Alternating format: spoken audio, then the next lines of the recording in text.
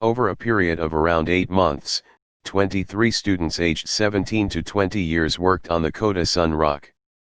The students from 7 different fields of study were supported in their work by their teachers at the school and by experts from the ŠKODA technical development, design, and production departments. To find a name for the vehicle, the students invited ŠKODA customers and fans to submit suggestions via social media channels.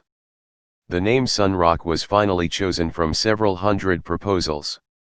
The author of the winning submission was invited to the SUNROQ's official press presentation, where he met the students and was even given the chance to take the SUNROQ for a spin. It's a great feeling to be able to present the SUNROQ to the public, says Michael Bydovsk, one of the 23 participating vocational students. The last 8 months have been a great challenge for the entire team, but I think we have done a great job. Karsten Brandis, head of ŠKODA Academy, adds, the result of this project demonstrates the quality of the professional training that the students receive at the ŠKODA Vocational School.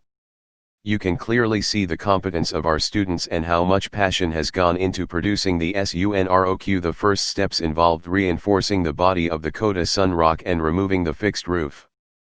This required modifying all 4 doors and redesigning the tailgate from scratch.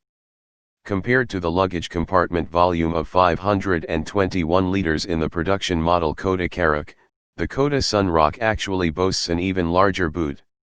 In addition, the team developed new door trims, adjusted the A-pillars and completely removed the B-pillars, which also required rerouting the seatbelts directly through the front seats.